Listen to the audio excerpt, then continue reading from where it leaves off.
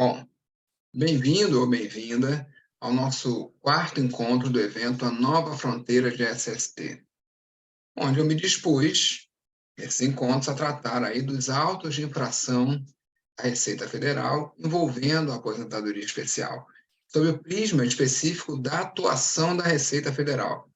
O que a Receita Federal faz quando chega numa empresa? Ela está fazendo certo? Esses autos de infração, dá para a gente derrubar em todo, em parte? O que está acontecendo? O que aconteceu com aqueles autos de infração que não foram derrubados? Mesmo quando muitas vezes ele traz coisas que não deveriam. Um número maior de trabalhadores, agentes que não são agentes. O que está acontecendo? Mesmo assim, muitas vezes a gente não consegue derrubar. As empresas não conseguem, a gente não, né? As empresas não conseguem derrubar. Esse tem sido o prisma, tem sido a ótica dos nossos encontros. Eu acho que a base do meu pensamento, não sei do seu, mas do meu pensamento, é que quando se trata de um tributo, a gente tem que tratar de fato gerador. Aquilo que está na lei, não aquilo que não aquilo que é interpretado, ou que um acha, que o outro acha, mas sim aquilo que está na lei, porque é o que está lá no artigo 97 do Código Tributário Nacional. E a aposentadoria especial ela fica complicada por alguns motivos. Primeiro, porque ela existe desde a década de 60. Ela surge na Lei Orgânica da Previdência Social exatamente em 1960, que é quando surge a primeira Lei Orgânica da Previdência Social no Brasil. Na época anterior, eram os institutos previdenciários, IAPI, IAPTEC, IA não sei o que das quantas, das categorias do industriário, do comerciário, do bancário, do ferroviário, do portuário, e isso foi dando muito problema. Esses institutos tinham a função de cuidar não só dos benefícios, das incapacidades, das aposentadorias, mas também da assistência médica. O trabalhador caiu do andaime. Ele vai ficar sem dinheiro porque não pode trabalhar até ele se recuperar. Então, a ideia aí do SAT, do seguro contra acidente de trabalho, vai amparar esse trabalhador, garantindo a renda dele e, ao mesmo tempo, tratando da assistência médica. Vem a Previdência Social concorrer inicialmente com esses institutos, e aí é criado o INPS para gerir os benefícios, garantir a aposentadoria, a renda do trabalhador, e o INPS, e, gente, me fugiu agora, e o INAMPS, que era uma rede de saúde voltada para o trabalhador segurado da Previdência Social. Então, assinou a carteira, você tinha acesso ao INPS e acesso ao INAMPS. Você e seus dependentes. Até aí tudo bem. Em 67, já no governo militar, acabam as previdências, esses institutos previdenciários, fica tudo congregado ali na Previdência Pública, INPS e INAMPS. A aposentadoria especial, apesar de não tratar de incapacidade, não é um benefício determinado, gerado, porque o trabalhador ficou incapaz. Não é essa a ideia. O benefício para o trabalhador incapaz são outros. Temporariamente é o B91, você tem o B93, você tem o B94, que é, por exemplo, eu perco a audição, perco um membro, aí eu vou fazer a reabilitação do INSS, continuo a trabalhar numa outra função e vou receber ali esse complemento de renda, como se fosse uma espécie de indenização, lá, através do B94. O Lula, que é o nosso presidente atual, tem 9 dedos, porque perdeu um dedo quando era metalúrgico. Ele se aposentou na época. Hoje isso não existe. Ele passaria para uma reabilitação e continuaria trabalhando. Que, obviamente, a Previdência não aguenta pagar salário, dar dinheiro para quem pode virar até presidente. Não estou falando mal do Lula, não. Estou falando O fato é que não é porque você perdeu um dedo, não é porque você perdeu a audição, parte da audição, e você está totalmente capacitado para o trabalho. Então, a Previdência Social vem mudando ao longo do tempo. Os critérios da aposentadoria especial também foram mudando ao longo do tempo.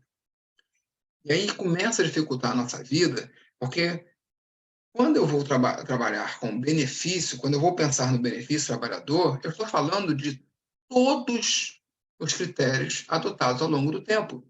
Porque se eu for aposentado hoje, me aposentei em 1990, por tempo de contribuição. Eu tinha 35 anos, sou homem. Em 1995, em 1990, eu tinha 35 anos de contribuição, posso me aposentar. Aí foi calculado lá com os critérios da época, se não me engano, não tenho certeza agora, mas na época acharam os últimos 360 salários, alguma coisa assim. Não lembro quantos, mas tinha lá o critério da época, eu fui aposentado. Isso não impede de eu entrar hoje na justiça, estou recebendo a aposentadoria desde 1990, e questionar o tempo que eu trabalhei anterior na aposentadoria especial. Por quê? Porque durante muito tempo, com a reforma da Previdência de 2019, isso mudou, mas a aposentadoria por tempo de contribuição tinha um cálculo do benefício. A aposentadoria especial garantia não só um tempo menor para me aposentar, como garantia a renda integral. Se eu ganhava 3.500, eu vou me aposentar com 3.500. Se eu for me aposentar pelo normal, pelo tempo de contribuição, aí esses 3.500 pode ser menos, porque tem que calcular, ver quanto eu estava recebendo antes, faz uma média, tinha isso, aí depois foi criado o fator. Ou seja, se eu for falar de aposentadoria especial, do ponto de vista previdenciário, do ponto de vista de benefícios, eu sempre digo, bota numa salinha de benefícios, bota em outra tributação. Porque, se eu for tratar disso, as regras são diferentes. E eu trabalho com várias regras ao mesmo tempo. E elas são travadas no tempo. Então, por exemplo, o ruído começa lá na década de 60 com limite de tolerância de 80 decibéis. Quando chega em 97, ele passa para 90 decibéis. Em 2003, ele vai para 85 decibéis, 85 dBA, NEM, só em 2003. Então, você pode ter um trabalhador que estava exposto, por exemplo, a 87 decibéis, entre 97 e 2003 não caracteriza aposentadoria especial, porque naquela época o limite de tolerância era 90 decibéis. Detalhe, os 85 decibéis da NR15 para a insalubridade nunca mudaram, desde 1978. Então, tem os raciocínios específicos. Ainda tem lá o antigo Tribunal Federal de Recursos dizendo que o rol da aposentadoria especial, e existem ROIs desde a década de 60, o Poder Executivo dizendo isso aqui é aposentadoria especial, isso é, isso é. Aí o antigo Tribunal Federal de Recursos, que hoje equivale ao STJ, disse esse rol é exemplificativo. E aí, ao longo do tempo, além do rol previsto pelo Poder Executivo, ainda foram incluídas outras possibilidades, mas no campo do benefício. No campo do custeio, no campo tributário, somente em 1997 é que são criadas alíquotas específicas para financiar a aposentadoria especial. A gente nunca pode esquecer que o custeio da Previdência Social, definido na Constituição, é um modelo contributivo. Ou seja, todo mundo coloca dinheiro, segundo os critérios e parâmetros, é claro, o trabalhador tem a alíquota dele, o empregador, o produtor rural, o exportador, sobre o lucro da empresa, as loterias. Eu tenho várias fontes de financiamento da Previdência Social. Todo mundo coloca e quem tem direito vai lá e retira. Ou seja, eu não tenho exatamente taxas, não tenho sentido de taxa.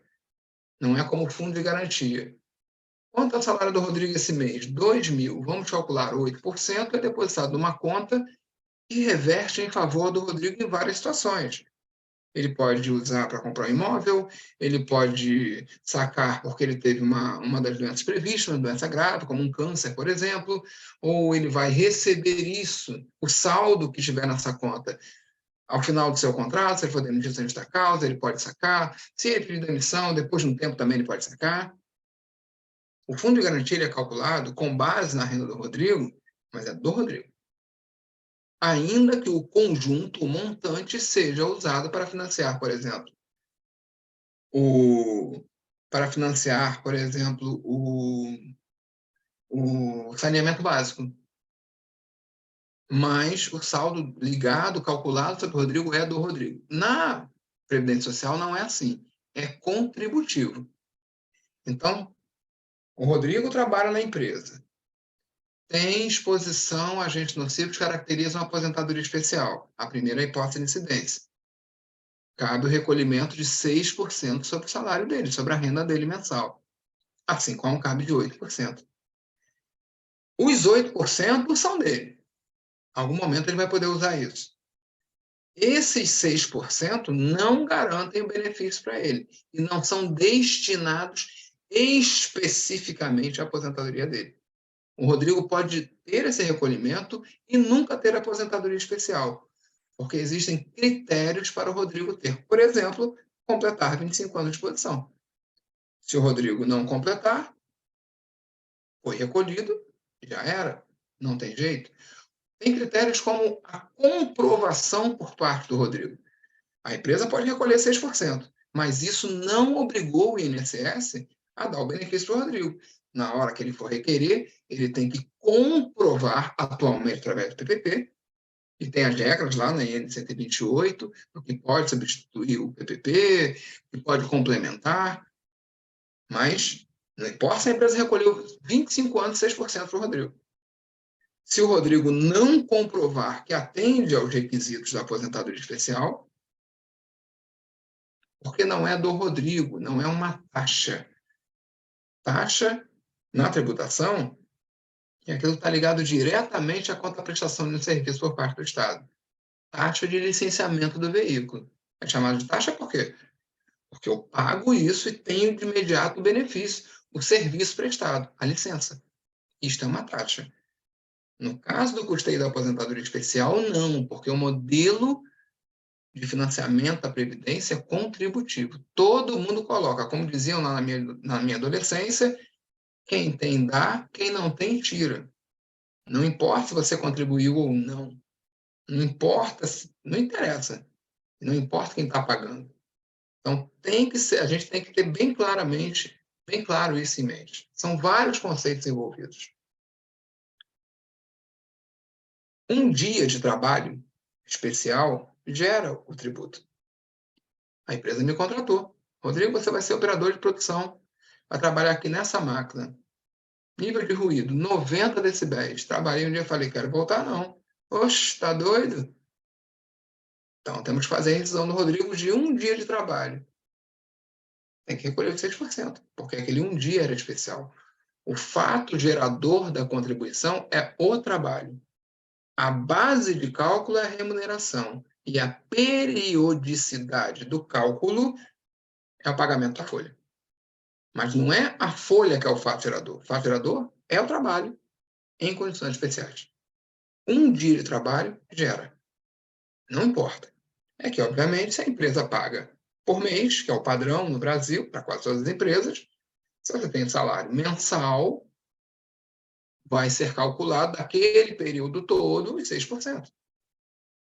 Mas não é que a folha seja o fato gerador. O fato gerador foi o trabalho efetivo. Mas é a tributação. Quando eu falar em benefício, eu vou ter que considerar toda a legislação ao longo do tempo. Eu não posso dizer que o trabalhador 87 decibéis caracterizou ou não a aposentadoria especial. Em que período, em que momento? Eu não posso dizer que o agente tal era assim ou era assado. A não ser verificando a legislação ao longo do tempo. E ela foi mudando, os ROIs foram mudando. E ainda para incrementar a história, de forma legítima, os trabalhadores foram recorrendo ao judiciário e foi formando jurisprudência, aumentando o rol do Poder Executivo.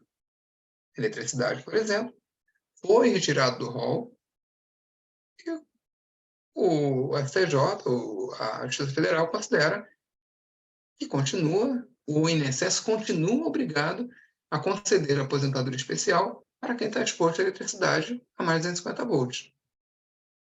Está lá no campo do trabalhador, INSS, direito do cidadão, que é constitucional. O entendimento, o raciocínio jurídico aí, muita gente critica, mas não entende o seguinte: é legítimo que o cidadão peça ao judiciário que revise os atos do Poder Executivo, até do Legislativo, mas nesse caso o Poder Executivo, que ferem o seu direito. Os eletricistas procuraram o judiciário dizendo: olha, o Poder Executivo teve um ato que me prejudicou. O meu direito constitucional foi ferido, porque a Constituição me garante a aposentadoria antecipada porque eu estou exposto a agente nocivo. Está na Constituição. Só que o Poder Executivo está dizendo que isso aqui não é nocivo. E é claro que é. Olha aqui a prova técnica, olha aqui a prova científica, olha aqui a epidemiologia dos eletricistas, olha aqui os estudos científicos mostrando que isso é nocivo. Por isso, o Poder Judiciário considera aquele rol exemplificativo. Ele não é exaustivo quando eu vou considerar o trabalhador. Por isso que um engenheiro ou um perito, vocês criticam muitos peritos, mas ele não está errado. Em alguns casos, ele não precisa se ater à legislação. Ele pode encontrar a nocividade numa situação similar àquela, numa situação que não está prevista no rol. Pode, pode. Pode. Se ele tiver a base técnica, científica, ele pode sim. O trabalhador pode dizer: seu juiz, leite com manga faz mal e era obrigado a tomar leite com manga. Prove. E se provar, está certo. O direito constitucional dele tem que ser preservado. Isso está no campo previdenciário. É um raciocínio que tem como base o direito do cidadão. Por isso que o rol é exemplificativo. Por isso que eu não vou me prender. A justiça não está errada. Aí eu vejo muito profissional de saúde e segurança do trabalho que nunca parou a pensar no tema, dizendo: o juiz não entende nada de aposentadoria especial. Não, ele entende melhor do que você. Ele entende que o Poder Executivo erra. Ele entende que, de forma injusta, o Poder Executivo não considera uma série de agentes. Ele entende que a previsão legal é de uma revisão periódica daquele rol, e o Poder Executivo não faz. Não é que o juiz não saiba, não conheça, não saiba abrir o decreto 3048 e ler o anexo 4. É porque os argumentos são plausíveis. O ato do Poder Executivo tem que ser revisto. Como assim a periculosidade não enseja aposentadoria especial? O Poder Executivo diz que não enseja. Mas será que esse ato é perfeito? O Judiciário entendeu que não é. No Estado Democrático de Direito, havendo independência há a independência dos poderes, e o papel do Judiciário é revisar, sim, os atos do Poder Administrativo, Poder Executivo e do Poder Legislativo. É esse o papel do Judiciário. Porque se não houvesse Poder Judiciário, você ficaria na mão do Poder Executivo, os caras fariam o que queriam. Tira direito, expolia você. Aí você tem, por exemplo, uma Câmara de Vereadores, uma Assembleia Legislativa, ou mesmo a Câmara de Deputados Federais, um Senado, manipulado ou injusto, uma legislatura muito ruim. Vai fazer uma lei que vai prejudicar você? Imagina, por exemplo, fazer uma lei, os caras estão doidos, fazem uma lei obrigando você a sair de chifre na rua. Quem vai proteger você contra isso? Quem vai proteger você contra a justiça do Poder Executivo, do Poder Legislativo? É o papel do Judiciário. E aí, muitas vezes, como cidadãos, até a gente não consegue perceber esse papel. Não é que o juiz do trabalho não sabe o que é insalubridade, não conheça a legislação. Não é que o juiz federal não conheça a legislação, ele conhece. Só que o papel dele é interpretar. Eu tenho um princípio maior aqui na aposentadoria especial. A Constituição, que garante a aposentadoria antecipada para quem está exposto a agentes nocivos. É o que está lá. Se alguém provar que é agente nocivo é aquilo ali, desculpa, não importa se o Poder Executivo falou que não é. Não há erro nenhum. Só que quando eu vou para o custeio, primeira coisa que eu tenho que entender é que não é taxa. Apesar da base de cálculo, do fato gerador ser o trabalho especial, o trabalho do Rodrigo, haver individualização, sim, o fato gerador é a análise do trabalho do Rodrigo, da exposição do Rodrigo, e a base de cálculo desse tributo é a remuneração do Rodrigo, não é taxa. Não podemos esquecer isso. Isso é um princípio importante, porque quando o judiciário amplia as possibilidades, não afeta o fato gerador. E não afeta o fato gerador porque eu tenho outros princípios constitucionais envolvidos em qualquer tributo, na tributação. A defesa do contribuinte. Da mesma maneira que o Estado, que o Poder Executivo, que o Poder Legislativo não pode ser injusto com o cidadão, fazendo leis, atos que retirem os seus direitos, que firam os seus direitos, o contribuinte também tem que ser protegido. Aí assume o governo, vamos fazer a farra da grana. Quem vai pagar? Você, cidadão. Lá na Idade Média, no tempo do feudalismo, o senhor feudal, conde, barão, príncipe, rei, quero casar com a filha do rei vizinho. O rei vizinho falou, eu não, tu é muito feio, tu é muito fraco, não quero dar minha filha para você não, então vou entrar em guerra com você. Para entrar em guerra eu tenho que fazer lança, eu tenho que comprar cavalo, eu tenho que dar comida para os soldados, aumenta o imposto à população. Os impostos, quando surgem, eles são impostos a bel prazer do governante. O Estado é mais forte, o Estado tem exército, o Estado tem a força policial, tem o monopólio da força. Você não pode brigar com a força do Estado. Você pode encarar 10 policiais, mas você vai encarar todos os batalhões, exército, marinha, aeronáutica. Se o Estado decidir que vai invadir a tua casa, teu território, vai invadir, acabou. Poxa, mas então o Estado faz a lei. O Estado me obriga a pagar tributos. E já não é uma coisa legal. Mas tudo bem, né? Para a gente viver em sociedade, sustentar o Estado. E ele ainda vai ficar esse a bel prazer do governante de ocasião? A regra do jogo vai depender do fiscal, de quem estiver arrecadando? Então a lei vai dizer: cada pé de manga é... Não, vamos pensar, por exemplo, lá em 1700, alguma coisa, século XVIII, no Brasil, tem a revolta lá do Tiradentes, liderado pelo Tiradentes, por causa do quinto. Olha, você vai, tá aqui, tá cheio de ouro aqui, vocês vêm aqui, tira o ouro, 20%, um quinto é de Portugal. Legal que eles se revoltaram com 20%, hoje a carga tributária está em mais 30%. Mas tudo bem, ninguém se revolta. 20% do ouro é de Portugal. Aí o cara que está lá para receber o tributo assim, não, mas eu acho que quando o ouro for mais escuro é 40%. Você tem que ser protegido. Você tem que ser protegido. Se a lei diz que você vai pagar o IPVA em função do ano do carro, quando você for pagar o IPVA, não. O carro está muito bem conservado. Ele é de 1980, ele é isento, mas como você cuidou dele muito bem, eu quero que você pague. Não, tem que estar na lei. Um dos princípios fundamentais do Estado Democrático de Direito, da democracia, é a proteção do contribuinte. A sua figura como contribuinte, a sua figura como a pessoa que sustenta o Estado. Tudo bem, vai tomar meu dinheiro, mas eu preciso ser protegido da sua ânsia de gastar, da sua ânsia de tomar o meu dinheiro. Isso é básico. Isso é um dos elementos da cidadania.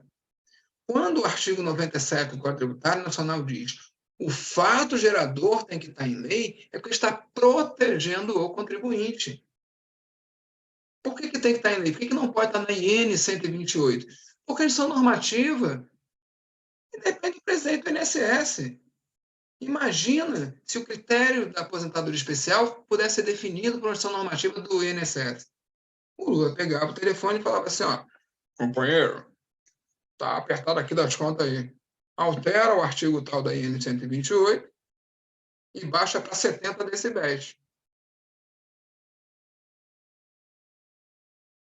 Aí eu digo assim, IN 128 não é base legal para a elaboração da LTCAT. Quase dão na minha cara. Não, não pode ser base legal. Pelo menos para o LTCAT da empresa, que tem a ótica tributária. Pode ser para o cara que trabalhou em 1980. Sem problema nenhum. Mas para definir se eu vou pagar tributo ou não, não pode ser portaria, não pode ser instrução normativa, não pode fugir do rito legal de legislação. É isso que o artigo 97 está dizendo. Olha, você tem que ser sério.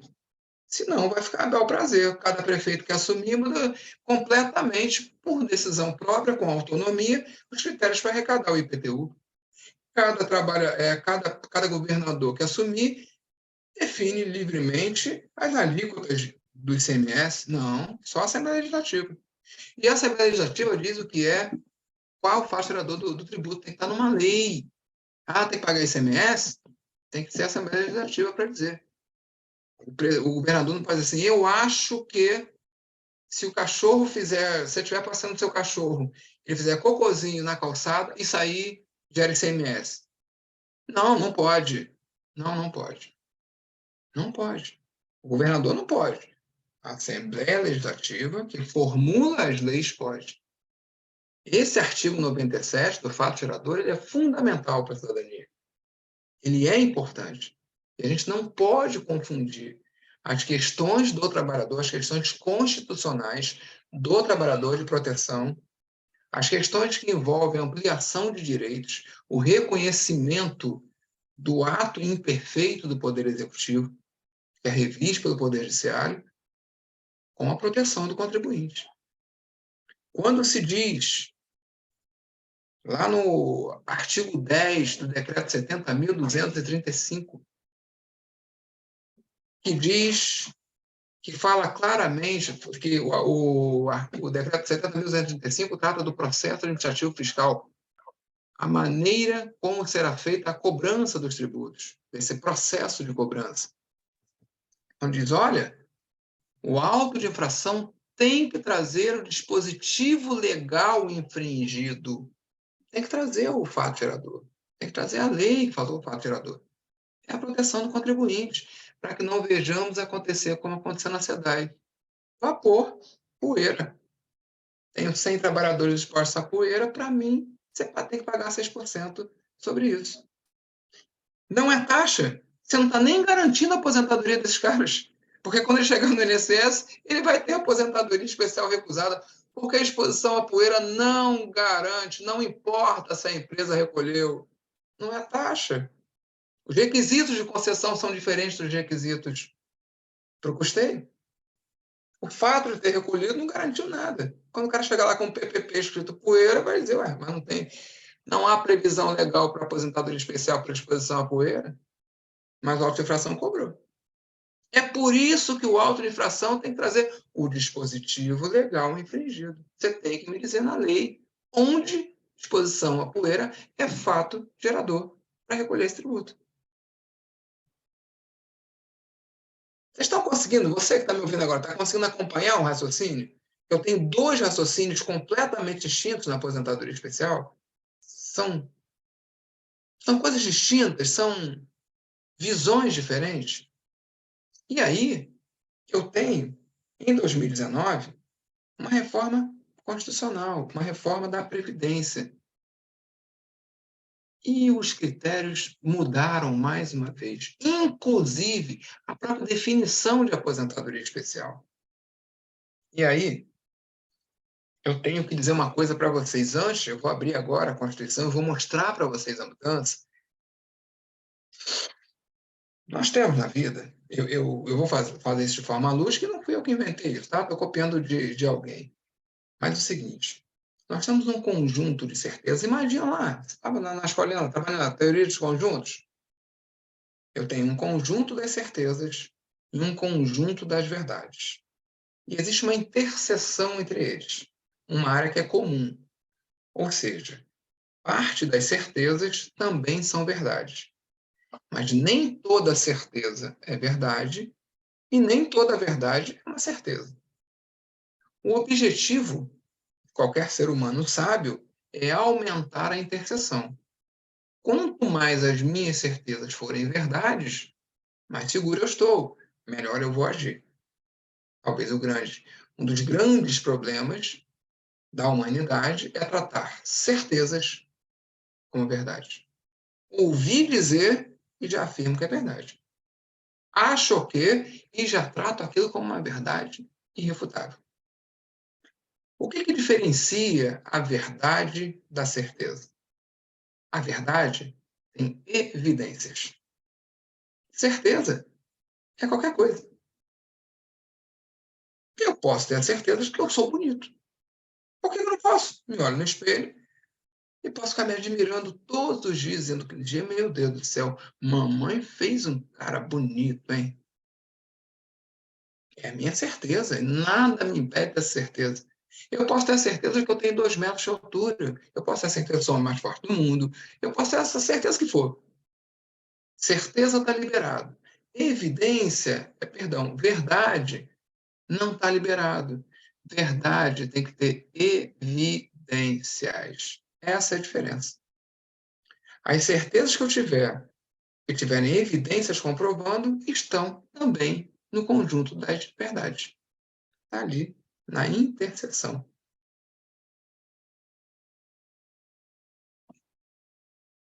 Quando eu falo da aposentadoria especial, quais são as evidências para que as minhas certezas sejam tidas como verdade? A lei, a legislação. Boa parte dos profissionais que lidam no dia a dia com a aposentadoria especial, e eu digo não só de saúde e segurança do trabalho, estou dizendo do auditor da Receita, estou dizendo do procurador da PGFN, estou dizendo do contador, estou dizendo do RH, estou dizendo do DP, de forma geral, há muitas certezas, e nem todas são verdades. A reforma da Previdência de 2019 aumentou as certezas que não são mais verdades, porque ela foi modificada, o conceito de aposentadoria especial se modificou, o fato gerador se modificou. Muita gente está com os conceitos de antes da reforma da Previdência e afirmando, é isso aqui. Isto aqui é qualitativo. O limite de tolerância é esse aqui. Cadê a evidência?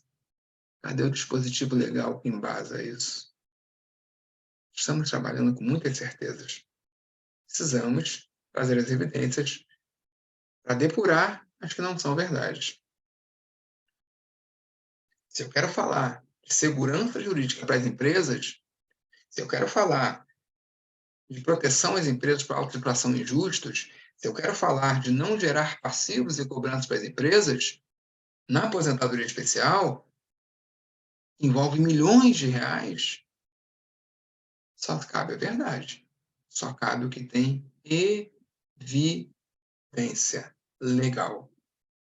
Não adianta estar faniquito dizendo que N128 é a base do LTCAT, porque não há nenhuma lei dando poderes para o INSS dizer os parâmetros da Receita Federal, da aposentadoria especial. Não importa o que o INSS diz, ele não pode modificar o fato gerador. Ele não pode me criar obrigações ou me retirar obrigações. O INSS não tem poder para isso. Não há nenhuma evidência legal. Por mais que o INSS trata da aposentadoria especial, mas ele trata num outro contexto. Do benefício ao trabalhador. Ele não trata do fato gerador. Não estou dizendo que tudo na IN128 está errado, eu não estou falando isso. Mas ele não pode ser base do CLTCAT, ele não pode ser base da infração. A interpretação do INSS não pode ser. E por que não pode ser? Porque ele não tem poder legal para dizer isso é, isso não é. Pelo menos não no tributo. Porque o INSS não faz lei. E não recebeu essa capacidade legislativa. Mas, Rodrigo, eu vi a vida inteira que a INC, que aí antes a IN 77, agora a IN 138, claro que é a base do LTCAD. É a sua certeza. Me traga evidência legal. Mas, Rodrigo, está dizendo ali que é Q5. Não estou dizendo nem que é Q5 ou que é Q3, tá, pessoal? Eu estou dizendo o seguinte: o fato de INSS ter dito que aceita Q5 não transformou em hipótese legal. Pode ser que seja Q5, mas não porque está na IN 128. O fato da IN 128 dizer que o PGR substitui o LTCAT, não substitui. Pode até substituir, mas não porque está na IN 128.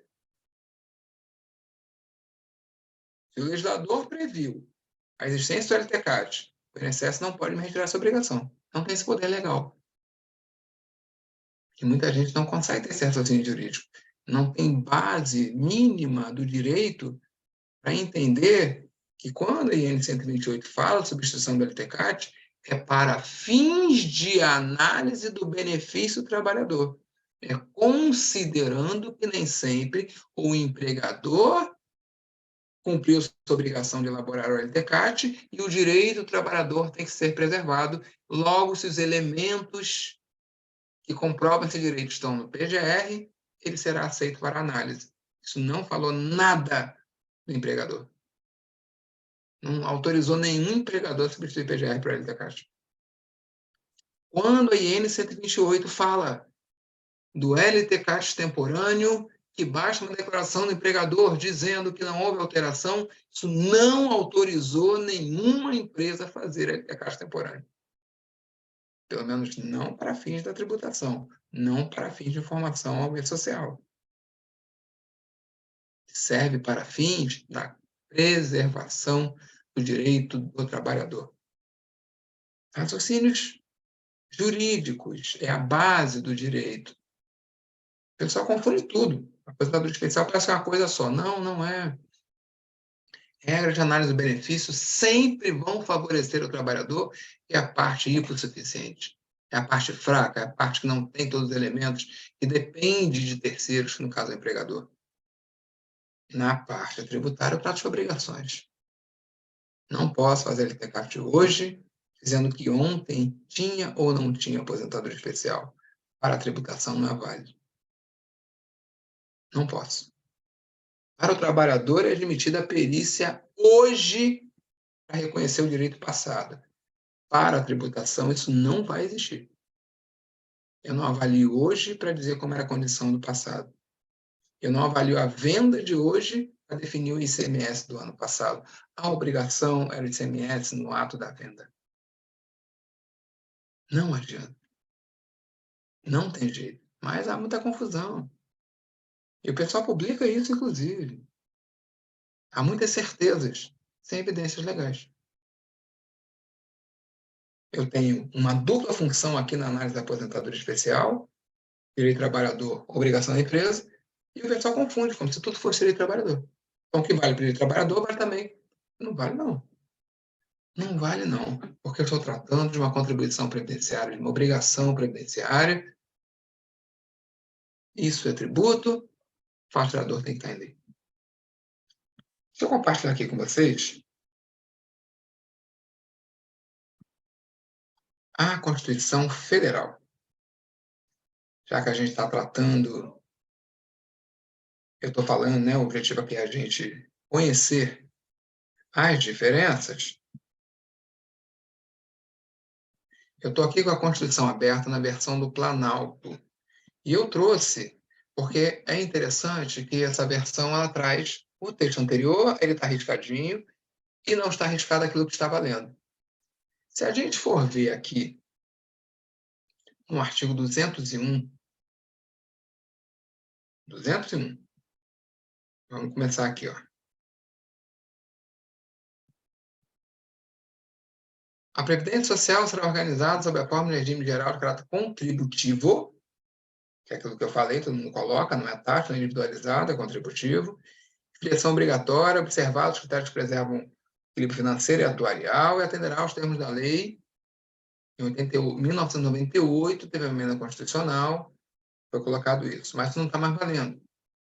Em 2019, esse artigo foi refeito para: a Previdência Social será organizada sob a forma do regime geral da Previdência Social, de caráter contributivo e filiação obrigatória, observar os critérios que preservem o equilíbrio financeiro e atuarial e atenderá na forma da lei.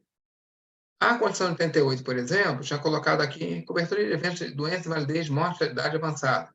2019 já foi alterado. Cobertura dos eventos de incapacidade. Ele mudou para de doença, invalidez, morte? Não. Incapacidade temporária ou permanente para o trabalho e idade avançada. Mas vamos lá para o parágrafo 1º, que é o que traz realmente a aposentadoria especial. Lá em 98 foi dito o seguinte: é vedada a adoção de requisitos, estou aqui, ó, essa primeirinha aqui, ó.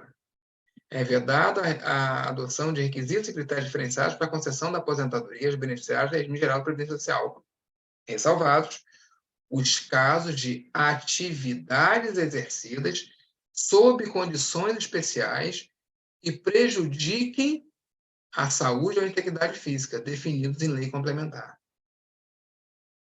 Condições especiais, a lei complementar vai definir o que é isso. E aí vem lá a Lei 8.213, no artigo 58, que delega essa função para o Poder Executivo, caput do artigo 58. Em 2005, esse parágrafo foi alterado. E aí ficou assim: é vedada, estou aqui no segundinho aqui, ó. É vedada a adoção de requisitos e critérios diferenciados para a concessão da aposentadoria aos beneficiários do regime geral da Previdência Social, ressalvados os casos de atividades exercidas sob condições especiais que prejudiquem a saúde ou a integridade física e quando se tratar de segurados portadores de deficiência. Aqui foi acrescentado isso, portadores de deficiência, nos termos definidos em lei complementar.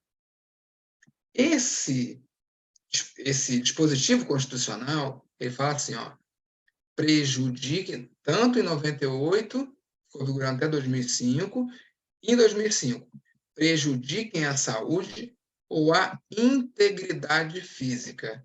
Essa integridade física, o judiciário entendeu como sendo periculosidade. Mesmo o Poder Executivo não retirando a periculosidade, porque nos róis anteriores tinha periculosidade, a partir de 1997, não tem mais periculosidade no rol de agentes que ensejam aposentadoria especial. Claro que quem tem exposição à periculosidade, como, por exemplo, eletricidade, vigilante, se valeu dessa expressão aqui, integridade física. Ué, eu sou vigilante. É uma condição especial, porque a minha integridade física está em risco o tempo todo. Quando eu expliquei lá no início a diferença, a lógica do trabalhador procurar o judiciário para preservar o seu direito constitucional, porque o Poder Executivo, no ato dele, que no caso foi definir o rol, não observou isso aqui. Olha, prejudica a saúde ou a integridade física. Não, mas como assim? Eu tomo choque e morro. Eu tenho risco de explosão, de incêndio e arma de fogo. Até 2019 era isso que estava valendo. Em 2019 vem a emenda constitucional número 103 e veja você como vai mudar. Aqui, agora eu estou aqui, ó. É vedada a adoção de requisitos ou critérios diferenciados para a concessão de benefícios. Ressalvada, nos termos de lei complementar, a possibilidade de previsão de idade e tempo de contribuição distintos da regra geral para a concessão de aposentadoria especial exclusivamente a favor de segurados. Repare que ele agora, eu tinha o parágrafo 1º, pulava para o 2º. Agora ele coloca o inciso 1, que ele vai tratar dos deficientes. E ele coloca o inciso 2, que ele vai tratar especificamente da aposentadoria especial. E preste muita atenção no texto, porque ele mudou em relação àquilo lá. Aqui era condições, sob condições especiais, prejudiquem a saúde e a integridade física. Esse era o mandamento constitucional da aposentadoria especial. Agora mudou.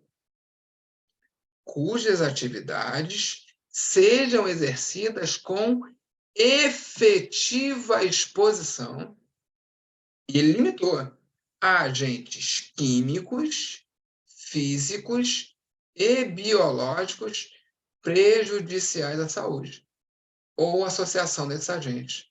E mais, vedada a caracterização por categoria profissional ou ocupação. A grande mudança de conceito da aposentadoria especial a partir de 2019 é essa expressão aqui, efetiva exposição. Mudou.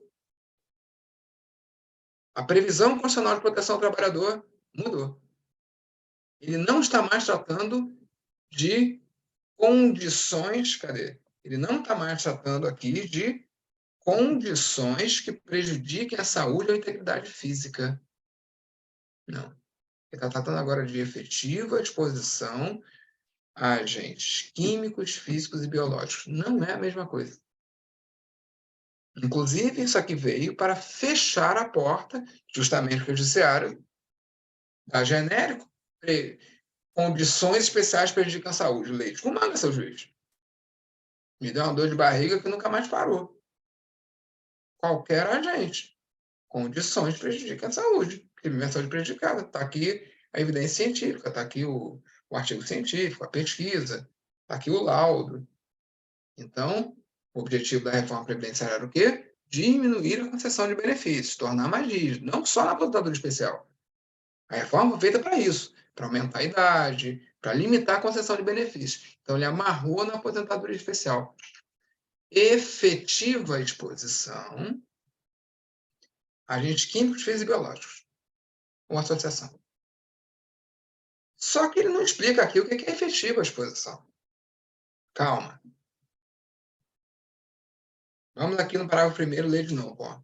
É vedada a adoção de requisitos e tal nos termos da lei complementar. Então, essa efetiva exposição a agentes químicos, físicos e biológicos tem que estar em uma lei complementar. E está. Lei 8.213, artigos 57 e 58. O artigo 58 delega a tarefa de definir esses agentes ao Poder Executivo. Só abrir a Lei 8.213. É uma mudança que parece simples, mas não é. Ele botou ali um critério muito bem claro. Efetiva exposição, que eu não sei ainda o que é, tá? Ele não fala ali, mas ele remete à legislação complementar, à lei complementar. Eu estou agora no decreto 3.048, considerando que o artigo 58 delegou ao Poder Executivo a definição do rol de agente, que seja uma aposentadoria especial. E aí ele vem lá, ele começa no artigo 64, decreto 3.048, é o regulamento da Previdência Social. Os artigos 64, 65, 66, 67, 68 valem como lei, a partir do artigo 58 da Lei 8.213. Então, ele vai definir. E ele começa aqui falando. Se você reparar aqui já no final, ó, eu vou ler, mas está aqui, ó, redação dada pelo decreto 10.410 de 2020, ou seja, a adaptação do regulamento da Previdência Social ao novo texto constitucional. Ele fala, a aposentadoria, artigo 64, a aposentadoria especial, uma vez cumprido o tempo de carência exigido, 15, 20, 25 anos, será devida ao segurado, empregado, carteira assinada, trabalhador avulso ou contribuinte individual, dono da gráfica, o empresário, o autônomo. Este último somente quando cooperado filiado à cooperativa de trabalho ou de produção. O judiciário considera diferente. O executivo disse que era só para cooperado, o judiciário diz que não. O dono também pode. Que comprove, aí vem bonito, a adaptação ao texto constitucional. Que comprove o exercício de atividades com efetiva exposição a agentes químicos, físicos e biológicos. Opa, beleza. Continuo sem saber o que é efetiva exposição. Para mim, efetiva exposição está exposto, sei lá. Não. Aí ele vem aqui, coloca o parágrafo 1º. Pode ver aqui no finalzinho, redação dada pelo decreto 10.410. Ele vai agora amarrar, ele vai dar agora o conceito da efetiva disposição, que é novo na Constituição, que é um novo conceito da aposentadoria especial. Exige a efetiva disposição. Mas o que é isso? A efetiva exposição a agente prejudicial à saúde configura-se quando, mesmo após a adoção de medidas de controle previstas na legislação trabalhista, a nocividade não seja eliminada ou neutralizada. A reclamação que há muito tempo acontece de conflito entre legislação trabalhista e previdenciária acabou. Ele joga toda essa avaliação do que é aposentadoria especial para a legislação trabalhista. Ele vai mais além. Ele diz, a nocividade não seja eliminada ou neutralizada. Para mim, eliminada é quando não está no processo produtivo. Não, não é você que define o critério. Ele vai definir aqui embaixo. Parágrafo 1º-A. Redação dada pelo decreto 10.410. O que é eliminação? Aqui, ó. Inciso 1. Eliminação é a adoção de medidas de controle que efetivamente impossibilitem a exposição ao agente prejudicial no ambiente de trabalho. Você isolou. Você isolou, o cara não tem contato. Impossibilite a exposição. Isso é. Então, eu tenho que ler como? A efetiva exposição ao agente prejudicial à saúde configura-se quando, mesmo após a adoção das medidas de controle previstas na legislação trabalhista, a nocividade não seja eliminada. A nocividade, perdão, a efetiva exposição ao agente prejudicial à saúde configura-se mesmo após a adoção das medidas de controle previstas na legislação trabalhista e a adoção das medidas de controle que efetivamente impossibilitem a exposição ao agente prejudicial à saúde. Houve isso no critério trabalhista, na legislação trabalhista, conforme está previsto na NR1, porque NR1 é a norma de gestão. É para fazer isso a NR1. NR6, NR7, NR9. O que ele está dizendo? Você vai fazer a gestão trabalhista, você vai adotar as medidas de controle previstas lá nas NRs. Se você conseguir impedir a efetiva exposição, não tiver contato, não é aposentadoria especial. Tem que ter efetiva exposição. Ele dá uma segunda possibilidade, inciso 2. Pode ver que isso vem em 2020, regulamentando o dispositivo constitucional, com valor de lei complementar. A neutralização é a adoção de medidas de controle, lembre-se que são medidas de controle da legislação trabalhista.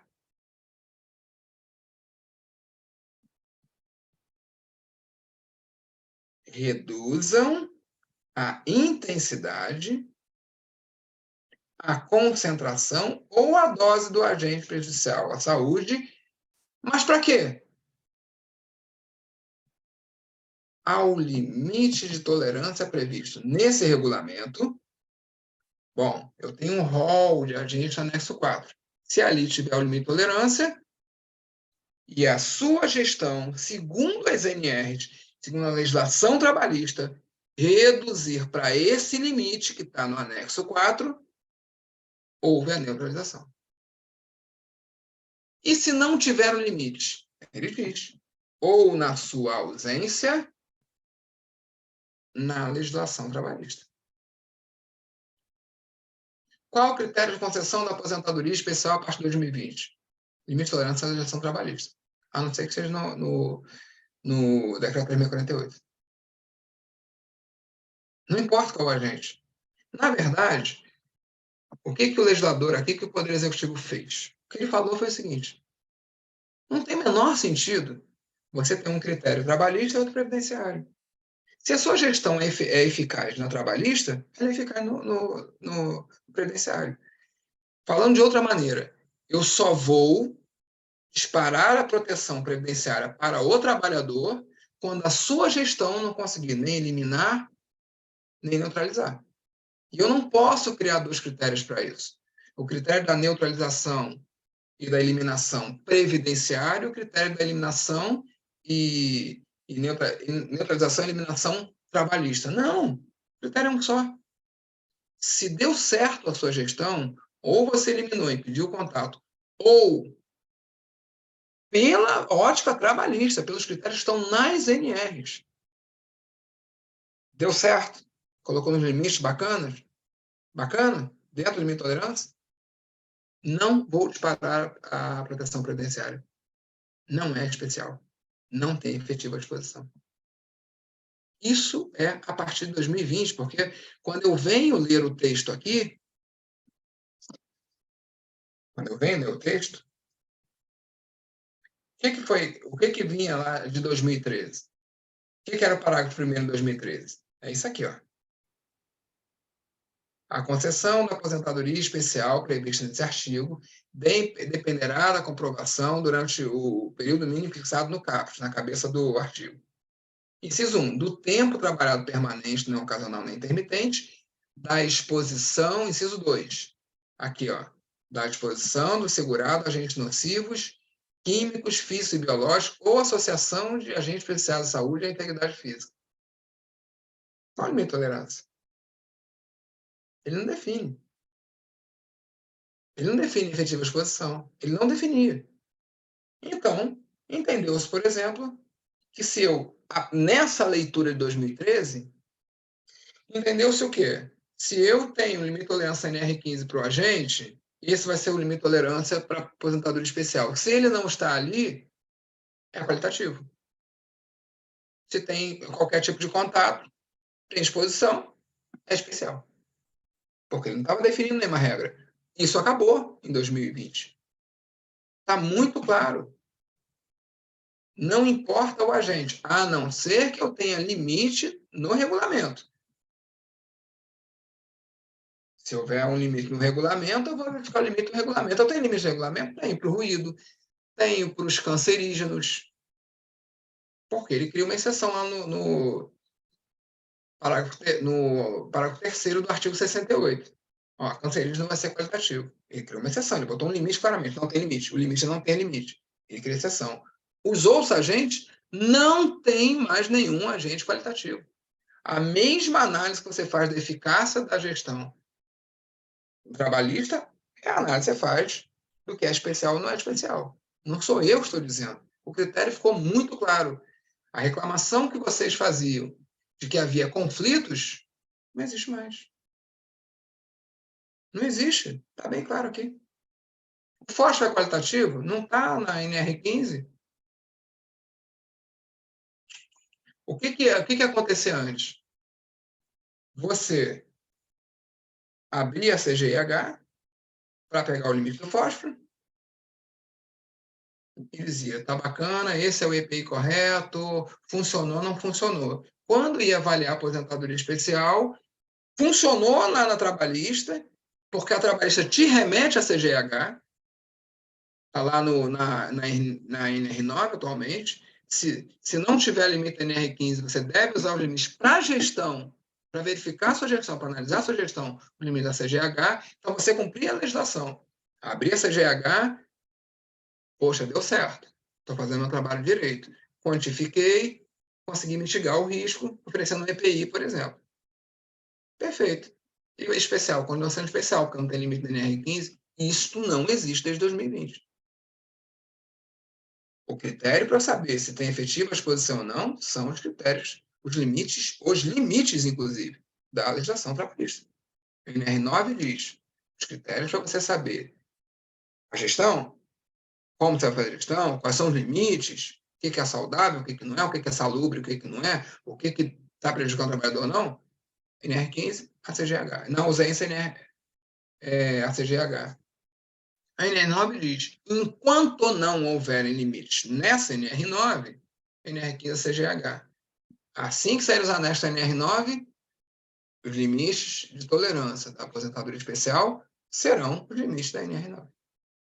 Enquanto não tem, a própria NR 9 te dá limites provisórios. NR 15, a CGH, desde 2020. Se não for cancerígeno, não tem jeito. Como é que começa a vibração na posada especial? Anexo 8. NR 15, não tem jeito. Não tem para onde correr. Acabou o conflito, ficou claro e direto, um único critério, com a exceção dos cancerígenos, e ninguém está falando disso. Porque foi introduzido o conceito de efetiva exposição.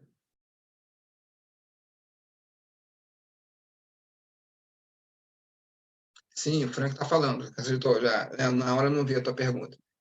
Cancerígeno é uma exceção. Tem um limite para o cancerígeno no decreto 2048. É não ter limite. Tem limite, vai ser qualitativo. O que é qualitativo, o decreto 2048 está apontando. Os cancerígenos estão na LINAC, a portaria ministerial. O resto, eu não posso ter dois critérios. Ele não está me dando essa liberdade. Para eu analisar se é especial ou não, se deve tributo ou não. Agora, lembre-se de uma coisa: nem todo mundo sabe disso, nem o autor da Receita. Ele vai tacar a caneta. Por que a Petrobras foi autuada e realmente estava errada?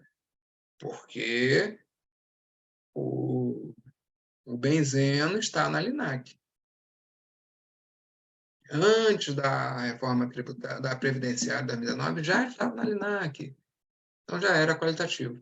Não podia remeter a CGH. Já era uma exceção criada.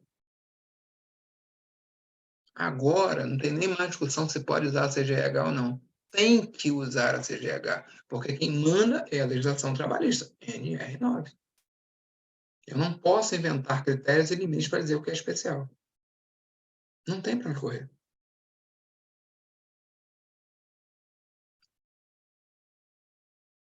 Espero que essa simples explicação, que durou 1 hora longa, mas tenha trazido para você conceitos assim bem claros, não só para você elaborar seu LTCAT, fazer a sua análise, fazer a sua auditoria e, eventualmente, brigar com a Receita, impugnar, até porque você vê que tem dois critérios, né? A partir da vigência do decreto 10.410, pode meter os agentes que eram qualitativos, pode meter lá o ACGH, mas antes você não pode. Ele está falando como de 5 anos, que é tributo, então, até 2018 para cá, você já tem o visto ser autuado, ser auditado. E você tem que saber que são dois critérios. Não é mais um só. Você não tinha previsão ali no decreto 10.048 de usar a CGH. Não tinha. Agora tem. Então, mudou e mudou sim. Não tem mais esse papo. Outra coisa que eu queria chamar a atenção de vocês, no decreto 10.048, é o artigo 68, que é outra certeza que o pessoal tem, e eu não encontro evidências. Aqui no artigo 68,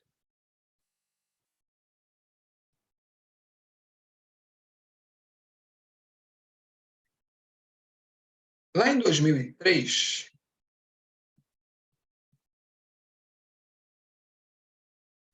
olha o que estava vigente. As avaliações ambientais deverão considerar a classificação dos agentes nocivos, o limite de tolerância estabelecido pela legislação trabalhista, bem como a metodologia e os procedimentos de avaliação estabelecidos pela Fundação Jorge do Prá Figueiredo, Segurança e Medicina do Trabalho, Fundacentro. Certo? Aliás, até acabei de falar uma besteira, né? Não, falei besteira não. Em 2003, ele me remetia, para a 11ª, me remetia à legislação trabalhista. Também ao limite da legislação trabalhista. Em 2013, aqui, ó, ele muda o parágrafo 11, trata de agora de outro assunto, e traz para o parágrafo 12. As avaliações ambientais deverão ser considerados, além do anexo 4, a metodologia e os procedimentos de avaliação estabelecidos pela Fundacentro. Veja que ele, em 2003, ele remete à legislação trabalhista, Em 2013, ele tira esse referencial do limite de tolerância e trouxe de novo em 2020. É quando eu falo. Aposentadoria especial é complexo, você pega um período muito grande. Se você for estritamente na legislação, você tem que conhecer os vários períodos. 2003 já é trabalhista. Por que todo mundo, quando eu dizendo que é trabalhista? Quando eu dizendo que é trabalhista, porque mudou, tiraram de lá, e todo mundo fica, é certeza. Não tinha mais evidência, não tinha mais texto legal. Agora voltou. Voltou, só que agora lá no artigo 64. Limita a legislação trabalhista, sim. A legislação trabalhista não se resume em NR15. Entenda principalmente que está se falando de controle do agente, de gestão. Então, não diga que norma de gestão não é aplicável. É aplicável, sim, porque esse é o objetivo. A aposentadoria especial é quando tem excesso de risco, não é quando tem risco, é quando a empresa, o processo produtivo oferece excesso de risco que a empresa não consegue controlar. Aí eu disparo uma proteção extra, proteção previdenciária para o trabalhador. A primeira proteção é da empresa, não é do INSS. Eu sempre digo, no curso da LTCAT, eu sempre digo isso. Não é aposentadoria especial, compressor no meio do galpão, porque o seu Joaquim, que é o dono, não quer tirar. Você não pode fazer um LTCAT vendo o compressor ali e não dizer, tem que tirar o compressor do galpão. Não cabe à Previdência Social fazer o trabalho do seu Joaquim, proteger o trabalhador. Não cabe. É só tirar, é só isolar, tem que tirar o compressor do galpão, não adianta. Especial não tem como tirar. Bom, mesmo assim, como a sociedade precisa dos bens, produtos, serviços, então vou proteger o trabalhador com a aposentadoria especial, proteção previdenciária. Agora, o professor Joaquim não quer proteger? Não, é obrigação legal dele. Ele tem que fazer. E você não pode fazer sua LTCAS fingindo que você não viu, ou não entendendo esse conceito. A maioria dos elaboradores acha que é só medir a pressão sonora ali dentro, fazer a dosimetria. E 90 decibéis é especial. Não. Por quê? Qual é a fonte? Adotou as medidas de controle previstas na legislação trabalhista? Você só pode dizer que é especial se após a adoção da medida de controle. Se não tem medida de controle, não é especial. Tem que adotar para ser especial. Você tem que apontar a infração. E aí já vou te responder a pergunta que agora ficou meio confuso, né? Peraí, Rodrigo, não entendi. 90 decibéis, mas como o compressor está no galpão, não é especial? Não. Mas é para tirador. É para tirador. Tem que pagar os 6%. E não é especial. É contravenção penal. Lei 8.213, artigo 21. Prevê que a contravenção penal não cumprir a legislação trabalhista em relação à segurança. Então, é uma contravenção penal, você tem que apontar. Não recolher é crime contra a ordem tributária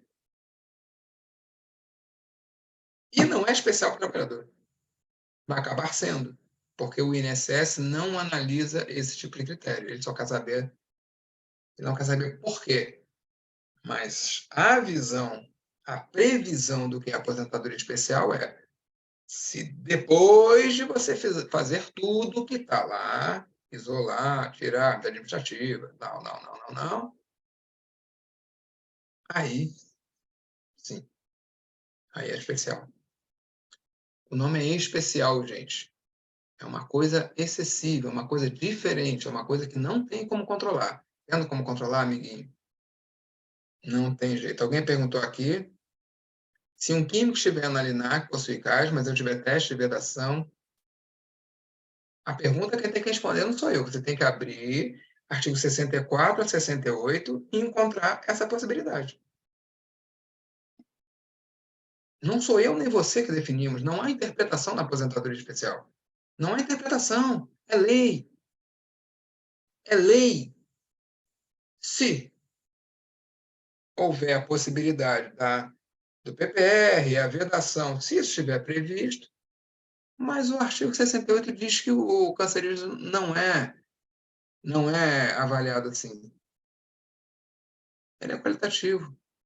É a exceção criada. Não tem jeito. Não tem vedação. A não ser que você prove que essa vedação fez a neutralização. Perdão, a eliminação. Neutralização não é possível para cancerígeno. Está lá no artigo 68. Neutralização não é possível. Só é possível eliminação. Ah, fiz o teste e eu provo, segundo os critérios técnicos, que usando a máscara não há contato, não há efetiva exposição. Está previsto. Perfeito. Não tem aposentadoria especial. Está no processo produtivo, mas não há efetiva exposição porque o cara está vedado de todas as maneiras possíveis. Sem problema nenhum. Não há nem contato com o cara. Seja com a máscara, seja com escafandro, com o que você quiser. Mas você tem que provar que houve a eliminação. Não pode haver nenhum tipo de exposição. Isso está previsto na legislação trabalhista. Bota o escafandro no cara. Show. Problema nenhum. Agora, se for só para reduzir a intensidade ou a concentração, não dá. Porque quais as duas possibilidades? Eliminação, não tem contato nenhum, ou neutralização. Neutralização, eu só defino a partir dos limites de tolerância, ou do regulamento, ou da legislação trabalhista. E ele diz, mas para o cancerígeno não vai ter esse limite. Então não importa o quanto você reduzir. A menor fração de exposição você não consegue no cancerígeno. Esse é o conceito. João Paulo, a empresa que recolhe percentual corretamente, estado para plano TECAT bem elaborado, pode excepcionar o pagamento do adicional de ICS quando se reconhecer a aposentadoria especial de fins não previstos? Pode, já vimos isso. E podemos também impugnar com base na lei. Tem que saber fazer a impugnação. Sim. Tem que discutir o fato tirador.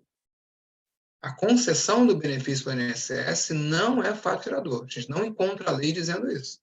O fato tirador é o trabalho, efetivamente, é o trabalho naquelas condições definidas pelo decreto 3048. Claro que ele vai variando ao longo do tempo. Mas aquilo é fato tirador. Concessão de benefício não é. É quando eu digo que a Receita Federal erra. Qual o dispositivo legal infringido? Você tem que prever para mim. Tem que estar na lei. Antes de você me cobrar, tem que estar na lei. Ó, você não recolheu porque isso aqui estava previsto na lei. Não há, eu não conheço previsão legal. Lá no artigo 43 da Lei 3.212 tem a previsão no processo trabalhista. O reconhecimento da aposentadoria especial no processo trabalhista. Ali é a hipótese de incidência. Mas o reconhecimento na Justiça Federal não é hipótese de incidência. Pode e deve ser impugnado. Giliard, laudo de viabilidade técnica para salvaguardar o contribuinte da contravenção penal, Rodrigo? Sim, sim. Mas eu sempre digo, Giliard, que não necessariamente um laudo. Porque onde é que está na legislação trabalhista a exigência do laudo? Se está lá, eu tenho que ter. Independente de previdência social. Se não tem a previsão do laudo, eu posso tratar isso de outra forma. Dentro do próprio LTCAT, com documento anexo. Eu só sou obrigado a fazer o que está na lei. Então, eu tenho que ter laudo de viabilidade técnica para todo agente, todo ambiente? Não, não tem previsão para isso. Então, o laudo de viabilidade técnica seria uma boa prática que vai caber em algumas situações, mas em todas elas, a própria avaliação do PGR já traz esse estudo. Ele já tem que trazer esse estudo. O problema é que o nosso PGR é muito ruim. O nível técnico que está fazendo o PGR já é ruim. Está faltando engenharia lá no PGR. Está faltando estudo por que aqui é 90 decibéis. Quais as medidas possíveis? Você abre um PGR. Eu, por exemplo, claro que tem PGR falando isso, tá? No caso, meu caso, tá? Não estou generalizando. Eu nunca vi um PGR que faça tratamento acústico. Nunca vi. Ali por obra de Deus. Acabou. Ah, mas a máquina. Cara, desculpa, mas você tem que. O objetivo do PGR, o objetivo da gestão, é controlar esse agente. Então, quando você começa. O LTCAT, ele é nada mais, nada menos que um resumo do que você fez antes. É resumo. É você juntar essas peças todas do PGR, do PCMSO, que vai trazer evidência científica de que aquilo que você falou no PGR, que não tem contaminação, por exemplo, está realmente funcionando. Da NR6, que você fez a gestão correta dos EPIs, segundo a NR6, de fato havia entrega, treinamento, fiscalização, higienização, critérios da NR9, para você fazer a gestão de agentes químicos. O LTCAT é um resumão de tudo isso. Na verdade, sempre foi esse o conceito, mas a partir da Decreto 1410 ficou mais claro ainda. O laudo nada mais é do que o resumão da história. Porque a aposentadoria especial está avaliada no conjunto da documentação trabalhista. E o LTCAT vai resumir tudo isso. Por quê? Porque eu tenho o agente, as proteções previstas no PGR. A análise, o controle da efetividade no PCMSO. Tá, beleza, tem um agente, tem que fazer o exame. São mais de 50 agentes atualmente na nova NR7 que exigem exames laboratoriais. Perfeito. Então, tem o agente, a previsão aqui, eu tenho o controle da efetividade das proteções na NR7. Eu tenho a gestão do EPI e do EPC, por exemplo, da manutenção do EPC, na NR6. Eu tenho NR12, por exemplo, quando as marcas são as fontes dos agentes. Pega tudo isso e bota num documento só chamado LTCAT. LTCAT não é uma coisa e gestão do trabalho de saúde. Isso é mentira. É a mesma coisa. Então, tem o LTCAT para reunir tudo isso e facilitar a vida do cara, de todo mundo. Do auditor, do INSS, do trabalhador, do advogado, do juiz, da própria empresa. Mas não são duas coisas dissociadas. Então, o que está na legislação trabalhista é critério da legislação previdenciária. Não tem jeito. É a mesma coisa. Não, o texto da Decreto 3048 não era muito claro antes quanto a isso. Passou a ser. Que era uma reclamação do mercado. Pô, tem dois critérios. Você pode ver ali que os três eram muito vagos. E houve uma preocupação real de tornar a coisa bem direta, bem contundente. Filho, eu não estou falando de duas coisas diferentes. Eu não estou falando de previdenciário e trabalhista. É a mesma coisa. Claro que tem aqui todo um contexto, tem algumas pequenas diferenças. O direito que é disparado é diferente, mas é a mesma coisa, tá? Está tratando do mesmo fenômeno com os mesmos critérios. Só isso. Não tem nada a ver com a outra. Quer dizer, tem tudo uma coisa a ver com a outra. Não são dois fenômenos diferentes, não são dois critérios diferentes. É o mesmo critério. Tem exceções, né? Mas o padrão é, se você fez aqui, resume no Ministério da Caixa. Se há previsão lá de viabilidade técnica, se não tem. Eliminação seria trocar o produto por outro que não seja cancerígeno, isso se possível. Não, eliminação não é isso. Se você trocou, não tem eliminação, ele não existe. A eliminação é quando ele continua existindo, mas a adoção dessas medidas, por exemplo, o isolamento, a mudança do processo, impede a exposição. Eliminação não quer dizer eliminar do processo. Tem que ficar isso bem claro. Olha, aquela parte ali do processo não vai ser mais um humano fazendo, vai ser um braço robótico. Porque ali tem a efetiva exposição, ali que está o agente nocivo. Beleza. Ah, botou num duto, botou numa capela. Beleza. Quando nós botamos isso aqui dentro de uma capela, ele não está mais, esse agente não está mais no ar, então não vai chegar ao trabalhador pela via respiratória. Foi eliminado, foi tirado do processo produtivo o agente? Não, mas houve a eliminação. É a eliminação da exposição, não é a eliminação do produto. Se eu tirar o produto, ele não existe, acabou, ponto final. Não trato, no sentido da Decreto 3048, eu não estou tratando de eliminação. Claro que no português seria a mesma coisa. Mas na Decreto 3048 não é esse o conceito. Está lá bem claro no parágrafo 1º A. Quando após a adoção das medidas de controle previsto na legislação trabalhista, impede-se não há a exposição. Acabou. Então, você fez lá a eliminação para o Rodrigo, porque organizou o trabalho da maneira que só você agora tem exposição. Então, houve eliminação para o Rodrigo. Então, esse é o conceito. Não é tirar do processo produtivo, é mantê-lo no processo produtivo, mas de uma forma que não haja efetiva exposição. Aí eu chamo de eliminação. Se ainda tem exposição, agora eu vou tentar verificar a neutralização dele. Ou seja, que essa exposição seja dentro de limites de tolerância nos critérios de gestão que estão todos dentro dos NRs.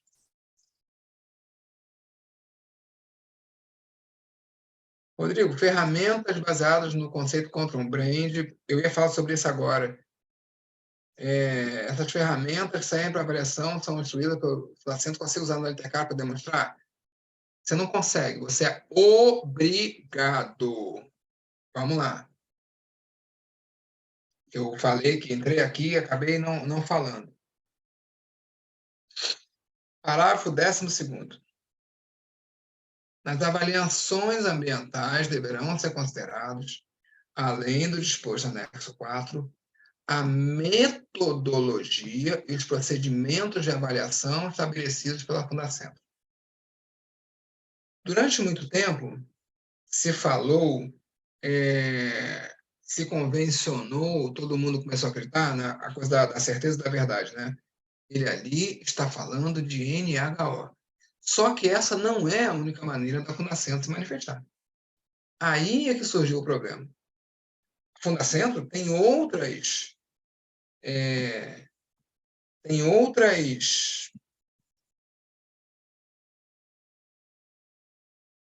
tem outras manifestações que estabelecem justamente a avaliação. Tem, por exemplo, um trabalho, esqueci agora o nome, mas tem bem definido a avaliação qualitativa dos agentes químicos. Mano, desculpa, não tem jeito, tem que usar. Nem só um momento aqui que eu estou procurando só uma questão aqui para tratar com vocês.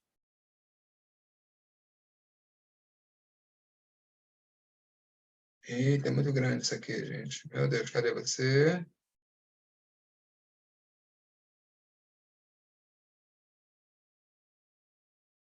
Marcação. Bom, não está aqui, eu não estou encontrando o que eu queria, mas não tem problema. O fato é o seguinte. Por exemplo, só para vocês entenderem. Alguém foi até a Fundacentro, tem parecer, o INSS foi até a Fundacentro, questionar o uso de crise Q5. A Fundacentro diz, para calcular o NEI, pode calcular o NEI com Q5 e essa aqui é a fórmula. Não tem como a Receita Federal atuar, quer dizer, ela pode atuar, mas ela não pode manter isso. Passou a ser ilegal. É a metodologia da Fundacentro. Está na NH 01? Não. Mas ali não está dizendo que tem que ser metodologia da NH 01, só das NHOs, só das normas de higiene ocupacional, metodologias e procedimentos da Fundacentro. Todos os documentos que a Fundacentro trata, porque é a função dela definir isso. Todas as vezes que os pareceres, as notas técnicas têm que ser usados.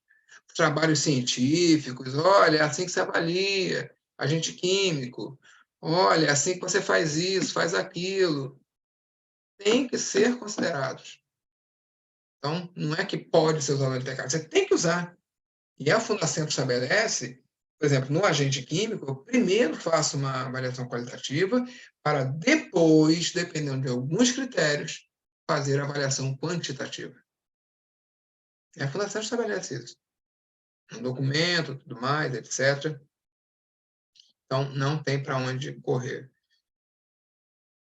Jefferson, depois só digo que estou fazendo um curso na Centro de Avaliação Qualitativa e tem essas ferramentas, e de verdade, muito bom o curso, e o conceito dessa ferramenta com base na análise é muito mais fácil e barato para as empresas pequenas, médio porte e pouco orçamento.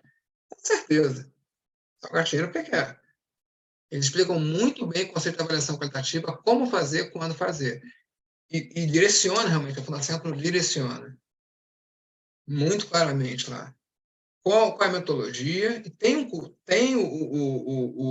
e-book, o PDF, e tem o curso.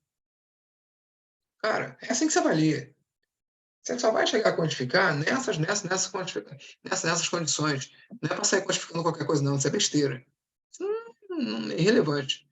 Você não está protegendo ninguém. Você consegue proteger, porque você vai considerar isso, isso, isso, isso e isso. Você segue isso aqui? Beleza. Que, inclusive, Jefferson, pode e deveria ser usado até no PGR, né? Para fazer a matriz de risco do PGR. Seria bastante interessante. Eu espero que tenha ajudado vocês. E aí eu tenho uma outra coisa para dizer. Vocês estão vendo que esse evento Nova Fronteira, essas lives que eu fiz, ao final eu convidei vocês para participarem de uma certificação, que é da...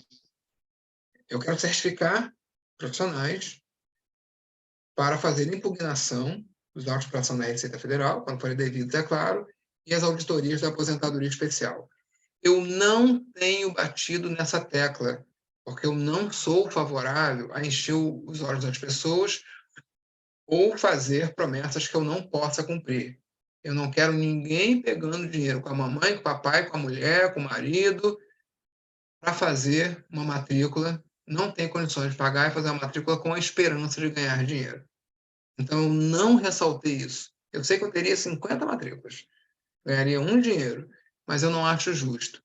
Mas eu devo informar vocês o seguinte: no Brasil, antes do e-social, ou seja, antes que a Receita Federal comece a usar os dados do e-social, são cerca de 500 autos de infração da aposentadoria especial por ano. Todos os anos. Sem o e-social. Com o e-social, isso deve explodir.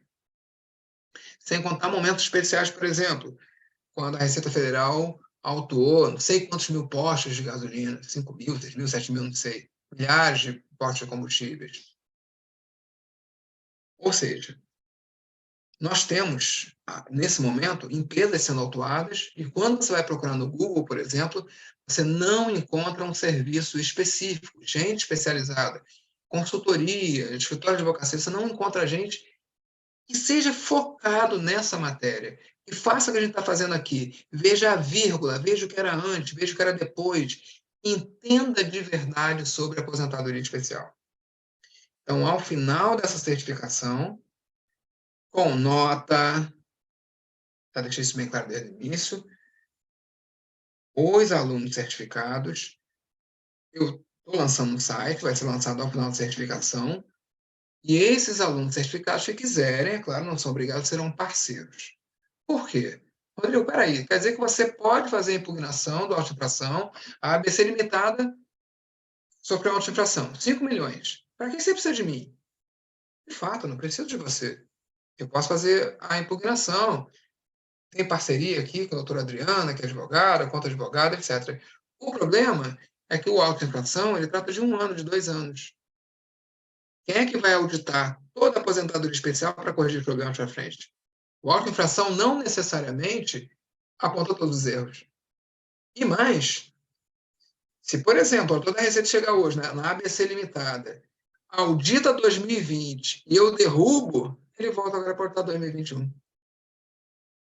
Então, não adianta eu oferecer só o serviço, que eu acho que é necessário, que o mercado está precisando, de impugnação da auto-infração. São necessários profissionais que tenham a capacidade de pegar tudo isso e fazer auditoria. É por isso que a certificação é o quê? A auditoria da aposentadoria especial e autos de infração. Claro que eu também não vou indicar pessoas que acham que sabem que é aposentadoria especial. Por isso tem prova e tem nota. Eu vou colocar ali aquilo que é o fundamento da coisa. Você pensa assim também? Beleza. Não pensa, não tem problema. Pode oferecer o mesmo serviço, ser concorrente, seja muito feliz, ganhar muito dinheiro. Mas eu já tenho muitos alunos ao longo desses anos, gente que já fez atividade prática, gente que domina o assunto, que estuda acórdão.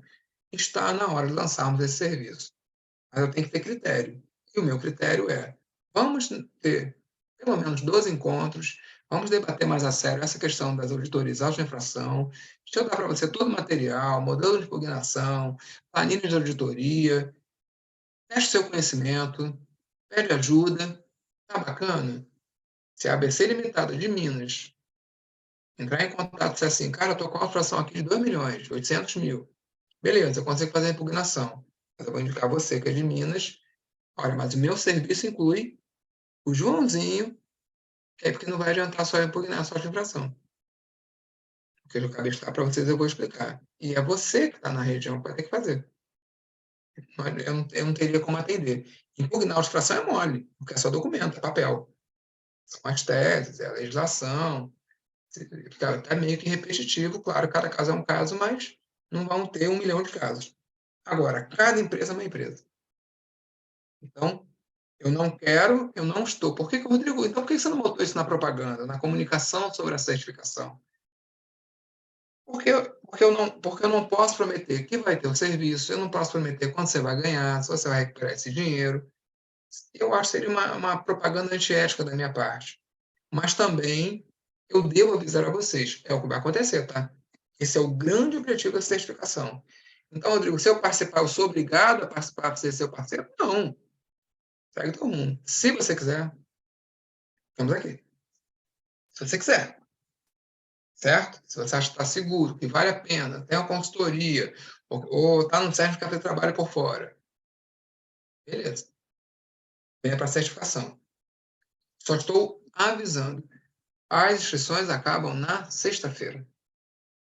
Na sexta-feira. Nós temos mais 2 dias, você tem mais 2 dias. Se você é do curso de tributação LTCAT, se não recebeu ainda o cupom de desconto de 25%, entre em contato comigo. Você tem a meu WhatsApp à vontade. Vocês sabem disso. Mas seja ou não do curso, sexta-feira eu encerro. Aí, só depois, não sei quando. Daqui a 1 mês, 2 meses, 6 meses, 1 ano, eu não sei. Mas esse é o grande objetivo.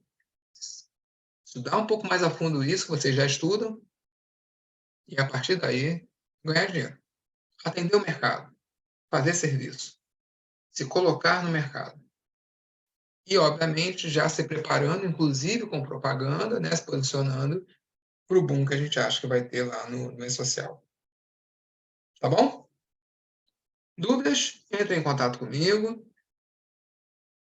Vocês têm aí os meus contatos. Estou botando aqui de novo meu WhatsApp. Para quem não tem, tá aí nos comentários. Obrigado por esses 4 encontros que vocês tiveram aqui, a paciência de vocês que vocês tiveram.